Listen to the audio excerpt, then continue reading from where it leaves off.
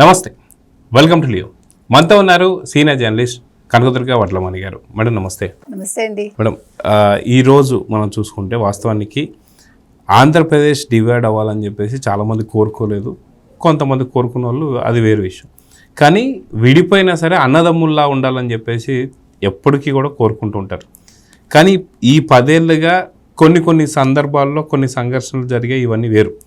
కానీ ఈరోజు వైకుంఠ ఏకాదశి సందర్భంగా తిరుమలలో అలాంటి సీన్ మనం చూసామని చెప్పేసి చాలామంది చాలా ఆనందంగా ఉన్నారు. సో ఎందుకు ఏంటంటే ఏం చెప్తారు? మీకు గుర్తుంటే కనుక అయితే విడిపోయాక కేసీఆర్ ఆంధ్రాకి వెళ్తే బ్రహ్మరథం పట్టారు. మీకు గుర్తుందో లేదు? అంటే ఆంధ్ర వాళ్ళు విడిపోయినందుకు బాధపడ్డా మనం ఎప్పుడూ కూడా ఆతిథ్యం ఇవ్వడంలో వెనకపడం, కానీ అది నిలుపుకోలేదు కేసీఆర్. వేరే ఇవాళ మీరు అన్నట్టుగా వైకుంఠ ఏకాదశి పర్వదినం రోజు తిరుమల వెళ్ళిన తెలంగాణ ముఖ్యమంత్రి రేవంత్ రెడ్డికి తిరుపతిలో చాలా పెద్ద ఎత్తున ఘన స్వాగతం పలికారు. పయ్యావుల కేశవ్, అచ్చెన్నాయుడు, అంటే 2 మంత్రులు వెళ్ళి, అంటే మనం ఇస్తున్న ఒక గౌరవం అది. అంటే మనం విడిపోయినా కలిసే ఉన్నాం సుమా, రాష్ట్రాల వారీగా విడిపోయినా మనం మనసులు కలిసే ఉన్నాయి, మనం కలిసి ముందుకెళ్ళాలి, తెలుగు వాళ్ళం మనం అనే భావన అక్కడ మనకు కనిపించింది. అదే విధంగా తిరుమలలో కూడా ఉండి పయ్యావుల కేశవ్ గారు దర్శనం చేయించడం దగ్గర నుంచి మనం చూస్తే కనుక అయితే నిజంగా చాలా ఆనందంగా అనిపించింది. ఎందుకంటే మనం ఎవరికి శత్రువులు కాదు, ఎవరు మనకి శత్రువులు కాదు.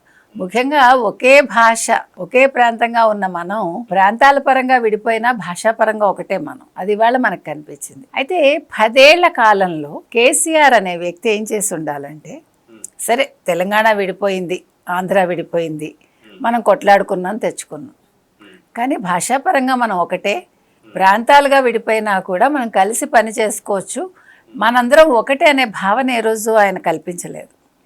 తెల్లారులేస్తే ఆంధ్ర వాళ్ళని తిట్టడం పని, తెల్లారులేస్తే చంద్రబాబు నాయుడిని తిట్టడం పని. అయితే అతను ఎందుకు జగన్మోహన్ రెడ్డితో సఖ్యంగా ఉన్నాడంటే, ఫస్ట్ 5 ఏళ్లలో చంద్రబాబు నాయుడు గారు ముఖ్యమంత్రిగా ఉన్నప్పుడు 2014-19 మధ్య నిజంగా కేసీఆర్కి ఎటువంటి దురుద్దేశం లేకపోతే ఏం చేసి ఉండొచ్చు అంటే, ఈ ఎప్పుడైతే విభజన సజావుగా జరగలేదు, సో అవన్నీ కూడా పరిష్కరించేసి 5 ఏళ్లలో ఆస్తులు కావచ్చు అవన్నీ, ఓకే ఇదిగో మీకు రావాల్సిన వాటా ఇది, మా వాటా ఇది, మనం ఇవన్నీ పనిచేసుకుందాం. ఎట్ ద సేమ్ టైం మనం ఏ ఉన్నా కూడా మనం కొట్లాడుకోవద్దు, మీ పాటికి మీరు పరిపాలించుకోండి, మా పాటికి మేము పరిపాలించుకుంటాం అని ఉంటే బాగుండేది.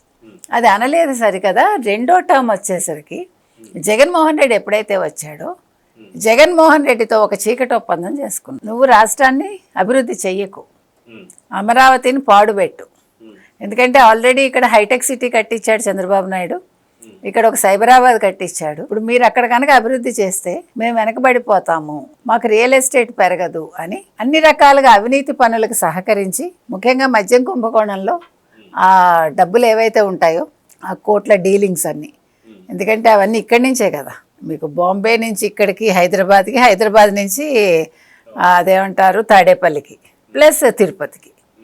కాబట్టి అవన్నీ కూడా బాంబే నుంచి ఇక్కడికి వచ్చినప్పుడు అవన్నీ ఎటువంటి ఇబ్బంది లేకుండా టోల్ గేట్ దగ్గర సజావుగా వెళ్ళిపోవటానికి అన్నీ ఆయన ఆంక్షలన్నీ ఎత్తేసి ఆయన సజావుగా వెళ్ళేలాగా చేశాడు. అంటే ఇవన్నీ కూడా ఇప్పుడు ఇక్కడ రియల్ ఎస్టేట్, ఎందుకంటే మొన్నను కూడా ఆయన మాట్లాడాడు కదా, 2 ఏళ్ల తర్వాత బయటకు వచ్చి రియల్ ఎస్టేట్ పడిపోయింది అనే ఒక మాట మాట్లాడాడు, తెలంగాణ వెనకబడిపోతోందని. అసలు నాకు అర్థం కాని విషయం ఏంటంటేనండి, తెలంగాణ విడిపోక ముందు ఇక్కడ ఎంత రేట్లు ఉన్నాయి, తెలంగాణ విడిపోయాక ఎంత రేట్లు వచ్చాయి అసలు. అంటే 95 నుంచే కదా పెరిగింది, 95 తర్వాత మీకు భూములకి రెక్కలు వచ్చాయి చెప్పాలంటే. కాబట్టి అసలు ఇవాళ తెలంగాణ ఈ రకంగా ఉంది అంటే అందుకు కారణం చంద్రబాబు నాయుడు. ఆయన తీసుకొచ్చిన సంస్కరణలు, ఐటీ ఇవన్నీ కలిపి ఇక్కడ అసలు ఎవడూ కొనని భూములన్నీ ఈరోజు మనం ఎన్ని రకాలుగా బిల్డింగులు చూస్తున్నామంటే, మరి ఇంత జరిగాక కూడా ఇంకా రియల్ ఎస్టేట్ గురించే మాట్లాడాడు 12 ఏళ్ల తర్వాత అంటే డబ్బు వ్యామోహం ఒక పక్క, మరో పక్క ఆంధ్రప్రదేశ్ అభివృద్ధి చెందుతోందని బాధ మరో పక్క. ఈ 2 పాయింట్స్ మీకు కనిపిస్తాయి. ఎంత అన్యాయం అండి అది. నువ్వు బయటకు వచ్చి 2 ఏళ్ల తర్వాత నువ్వేం మాట్లాడతావు? తెలంగాణ ప్రజలు ఎలా ఉన్నారు, ఇబ్బందులు పడుతున్నారా, రేవంత్ రెడ్డి వచ్చాక రాష్ట్రం ఎలా ఉంది, అవి మాట్లాడకుండా చంద్రబాబు నాయుడిని తిట్టి తర్వాత రియల్ ఎస్టేట్ గురించి మాట్లాడడంలోనే అతని ఏమంటారు మనస్తత్వం ఏంటి అనేది బయటపడింది. సో ఇప్పుడు ఒక జగన్మోహన్ రెడ్డి, ఒక కేసీఆర్ కలిపి ఆంధ్రప్రదేశ్ నాశనం చేస్తే, ఇవాళ రేవంత్ రెడ్డి అడుగడుగున నువ్వు చంద్రబాబు నాయుడిని అనుసరిస్తున్నావు అంటే కూడా అతనేం పట్టించుకోవట్లా. ఇక్కడ ఇంకొక ముఖ్యమైన పాయింట్ ఏం చెప్పుకోవాలంటే, ఒక కాంగ్రెస్లో ఉండి రేవంత్ రెడ్డి, ఏ కాంగ్రెస్ అయితే మామూలుగా అధిష్టానం ముఖ్యమంత్రుల్ని పట్టించుకోదు, అధిష్టానం చెప్పిందే ముఖ్యమంత్రులు వినాల్సిన ఒక తరుణంలో నేను అనే నిలబడి ఇంకో 10 ఏళ్ళు నేనే ముఖ్యమంత్రిగా ఉంటాను అని చెప్పి తెలుగుదేశంతో బీజేపీతోటి కూడా సజావుగా మిత్రత్వాన్ని నెరుపుతున్నాడు రేవంత్ రెడ్డి అంటే అది అతని రాజకీయ చతురత.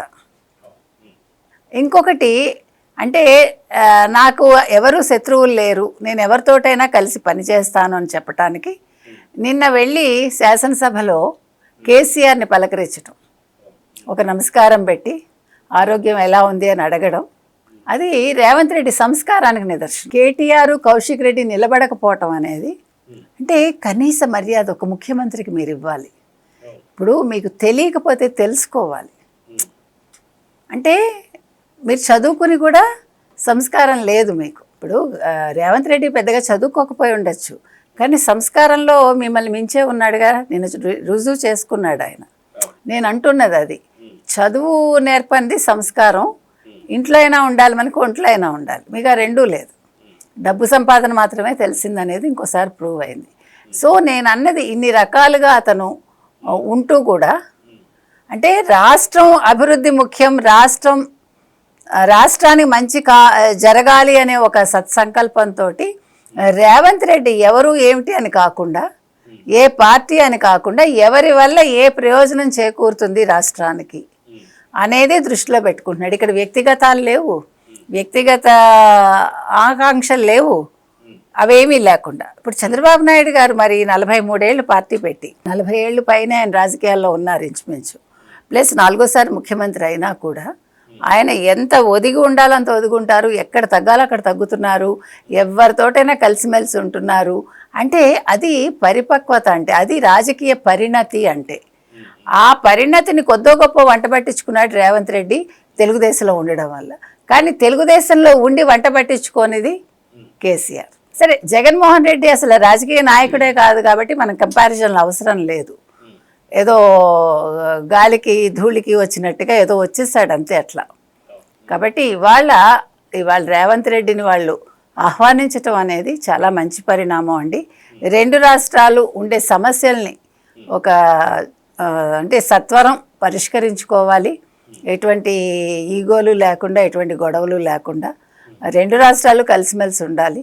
ఇవాళ తెలంగాణ అభివృద్ధిలో కావచ్చు, హైదరాబాద్లో వచ్చే ఇన్కంలో కావచ్చు, ఆంధ్ర వాళ్ళది పైచేయి తప్పకుండా ఉంది. సినిమా ఇండస్ట్రీ ఇక్కడే ఉంది, సినిమా ఇండస్ట్రీలో మోర్ దాన్ 90% ఆంధ్ర వాళ్ళే ఉన్నారు. అయినా కూడా బాధ లేదు. ఇప్పుడు తెలంగాణలో పెట్టుబడులు వస్తున్నాయి, తెలంగాణకి మన సొమ్ము వెళ్ళిపోతుందా అన్న బాధ ఎవరికీ లేదు. ఆంధ్ర వాళ్ళకి ఎక్కడున్నా తెలుగు వాళ్ళు బాగుండాలి, ఏ తెలుగు వాళ్ళైనా బాగుండాలని మనం కోరుకుంటాము. రేవంత్ రెడ్డి, చంద్రబాబు నాయుడు వీళ్ళ స్నేహబంధం మరింత పటిష్టం అవ్వాలండి. పార్టీలకు అతీతంగా వాళ్ళిద్దరు పని చేయాలని ఈ సందర్భంగా మనం కోరుకుందాం. సో చూద్దామండి, ఖచ్చితంగా రేవంత్ రెడ్డి గారు కూడా పవన్ కళ్యాణ్ గారి కూటమికి ఎట్లయితే సపోర్ట్ చేస్తున్నారో అదేవిధంగా ఇద్దరు ఏదైతే 2 రాష్ట్రాలకు సంబంధించిన వాళ్ళందరూ కూడా అన్నదమ్ముల్లాగా ఉండడానికి వీళ్ళిద్దరు కూడా అదే విధంగా సహకరించాలైతే కోరుకుందాం. నమస్తే. Please subscribe to Leo News for more videos.